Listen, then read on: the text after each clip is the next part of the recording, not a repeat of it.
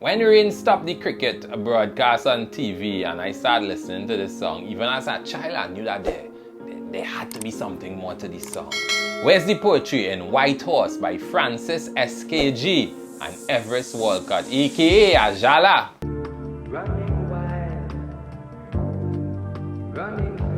Now, if you're a child of the 80s, you would have grown up seeing this man in chains and smoke and being tantalized by some woman in a dark dungeon. Such was the content of the Fireflight music video. Now, admittedly, I spent a good time looking online to see if this song was actually some kind of international hit that was just covered by a local band. I was pleasantly surprised and immensely proud when I realized that White Horse is a locally created and produced song. This 1985 classic titled White Horse is a metaphor. A metaphor for crack cocaine. Yes, the white horse in the poem is that bad old white powder drug. Now, if you're hearing this for the first time and you probably call your girlfriend White Horse back in the day, but cancel up that relationship. It's over! Why would you call your girlfriend a white horse any? You know what? Don't answer that.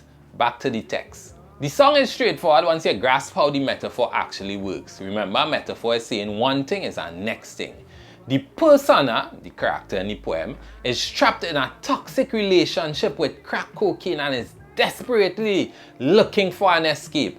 The white horse, while being the metaphor for crack cocaine, also could be applied as a metaphor for the character. The character, who is the user of the cocaine, is running wild, running free, and as opposed to riding wild and riding free. So it gives us the idea that the cocaine, the white horse, has overtaken the character to the point where two of them become one. The horse running wild, running free, you running wild, running free. These opening lines could also represent the ease by which cocaine could have been accessed and the feelings that it brought about. Wild and free. The cocaine, it wild on the streets. It obviously wasn't free, but it used to make you feel free.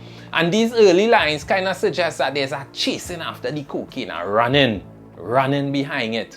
Because a little while after it says, the character says, I'm winded for your body by chasing after you, I'm tired chasing after you, I have to get you now. Boy, that is nice metaphor and personification working in tandem because they give the cocaine human characteristics, and although we know it's the body of the horse, at that point in the text, we ain't know it's the horse ain't coming as yet. So it have a nice personification kind of effect. Let me focus on this winded for your body again. That could be a positive line. If I feel I watch again and say, hey, babes are winded for your body, are tired. You know, he may get through or he may get blocked. All in all, we have to make sure that this is a wind of breathlessness, anxiety, sufferation, and we have to look for evidence in the text to support that. Let's look at how he describes this relationship that has him winded. He uses the words demented, he uses the word demon seed, and because the text is supported by the visuals in the video, look at him suffering throughout the video. That is chain up. He's surely not riding into no pearly gates, my friends. There's also a lot of disjointed questioning as he repeats, what's the use, what's the use, what's the use, several times. Now, if I walking down Frederick Street and I see a man curl up in the corner saying, who's the use, where's the use, where's the use, especially if they're your brethren, watch. That is a problem. That is definitely a problem. So we see the persona is definitely in a mental battle and the white horse is riding the life out of him. He ain't riding the horse riding him actually. And to top off all that, hear the question in the chorus, will you ride? Will you ride the white horse? Will you ride until you're lost? Lost, of course, being lost mentally, L-O-S-T, and then L-O-S-S, meaning all the losses you face, whether it be family, financial, whatever losses that the addiction of the crack cocaine presented here is fitted into the question in the chorus. Even that line, turn me on, turn me off, personifies the cocaine as the ultimate controller of the persona, okay? That's flicking it on and off like a switch. And that line connects well with the persona thinking that the white horse was heaven sent. That is the part I want to unpack, because that's some fantastic imagery. So the line says, heaven sent, so I believe. Then that is immediately contrasted with just another demon seed. excellent juxtaposed metaphors, extremely poetic. So let me deal with the heaven sent part of it, and we're gonna go into the scriptures. Turn your book to Revelations chapter 6, where we see the first of the 4 horsemen. The first one was a white horse, and it says its rider held a bow, and he was given a crown, and he rode out as a conqueror bent on conquest. So this white horse, the biblical image of it, is a horse coming to conquer you. And it's easy to believe that this is heaven sent, because later in Revelation, turn your books to Revelation chapter 19, we see Jesus coming on a white horse to save the world. The white horse is such an excellent vehicle to describe cocaine, as it could seem like the greatest thing, but it's actually the Antichrist, earlier. It is false rulership over your being. That is what cocaine is. The metaphor therefore also has a kind of ironic function, as the pureness of the white horse is actually a demon seed.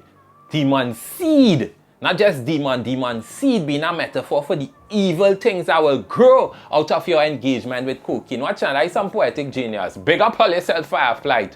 And it's a real easy symbol to use, just the white horse, and so much meaning packed into it. Now my favorite line is a bit tricky, but you all could chime in the comments and let me know your meanings.